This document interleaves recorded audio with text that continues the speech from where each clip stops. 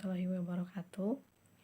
Untuk ujian akhir semester kali ini, saya akan menjelaskan mengenai personal branding untuk membangun networking.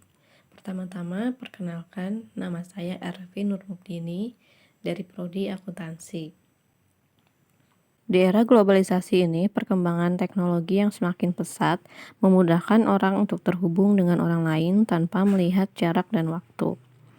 Dan saat ini sangat penting bagi kita untuk membangun relasi yang sehat dan positif, yang dapat bermanfaat dan saling menguntungkan satu sama lain, karena relasi merupakan salah satu langkah penting bagi kita untuk terhubung dengan orang-orang yang profesional, berpikiran terbuka, dan juga dapat membangun bisnis yang lebih maju.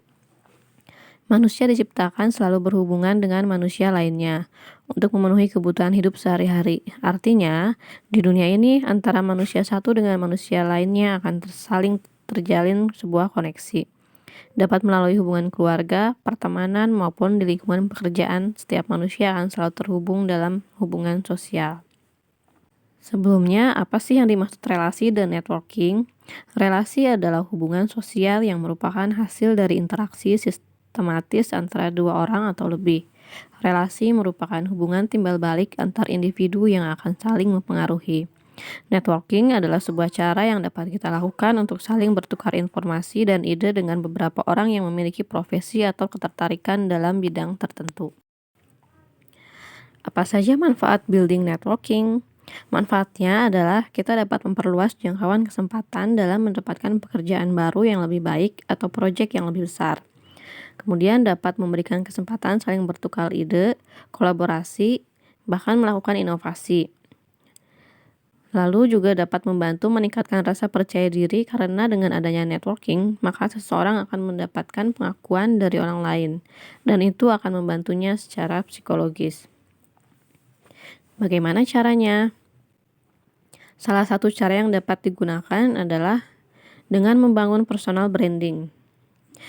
Apa itu personal branding? Menurut Harun 2014, personal branding adalah proses membentuk persepsi masyarakat terhadap aspek-aspek yang dimiliki seseorang, seperti kepribadian, kemampuan, atau nilai-nilai, dan bagaimana semua itu menciptakan persepsi positif dari masyarakat yang dapat digunakan sebagai alat pemasaran. Menurut McNally dan Speck 2004, personal brand merupakan persepsi yang tertanam dan terpelihara di benak orang lain, yang memiliki tujuan akhir agar publik punya pandangan positif terhadapnya, sehingga dapat berlanjut kepada kepercayaan dan loyalitas. Mengapa kita harus membangun personal branding? Menurut Harun 2014, manfaat personal branding adalah pertama, dapat membangun diferensiasi. Menciptakan diferensiasi adalah hal penting untuk keberhasilan personal brand. Kedua, membangun positioning. Dalam persaingan apapun, positioning dapat menentukan kemenangan. Brand yang dibangun melalui proses branding akan menentukan posisi pelaku personal branding dari sekian pesaing lainnya. Yang ketiga, memperkuat persepsi brand. Brand bukan saja soal realita. Tahap pertama yang harus dibangun adalah persepsi. Yang keempat, menjadi jembatan lahirnya kepercayaan. Kepercayaan adalah kunci utama.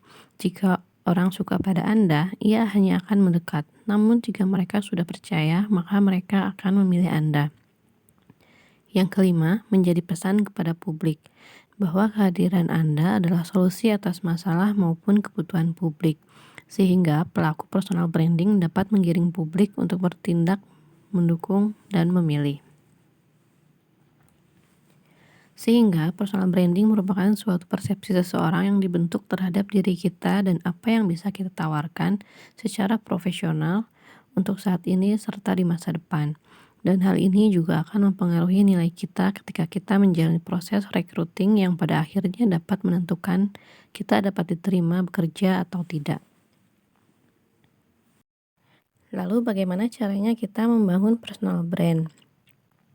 Pertama, identifikasi nilai-nilai personal. Setiap orang memiliki nilai-nilai personal yang dipegang teguh dalam hidupnya.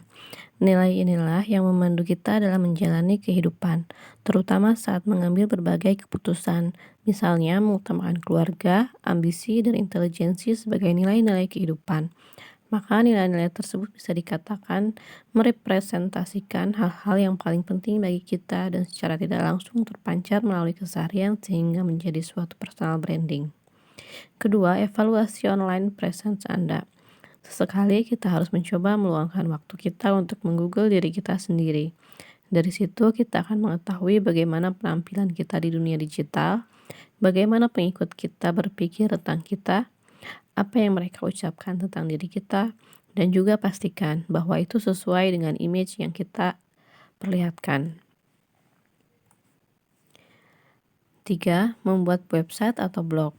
Salah satu cara terbaik untuk meningkatkan online presence adalah menggunakan website. Buat website sederhana untuk membuat nama kita muncul di peringkat teratas pencarian Google. Kita dapat mencantumkan resume sebanyak 2 hingga 3 halaman, link menuju media sosial, dan bio singkat tentang diri. Jangan lupa cantumkan halaman khusus untuk menuliskan pemikiran-pemikiran kita tentang isu-isu dan tren yang terjadi di industri bisnis kita. Keempat, asosiasikan diri kita dengan brand lain. Temukan brand-brand lain yang mampu meningkatkan personal branding. Dapat dimulai dari perusahaan tempat bekerja, universitas, atau alma mater kampus, dan rekan-rekan di sekitar. Contohnya dengan bergabung ke grup Facebook alumni kampus, menulis newsletter untuk email perusahaan, menulis konten untuk blog website perusahaan, atau mengikuti kegiatan amal bersama rekan-rekan kantor.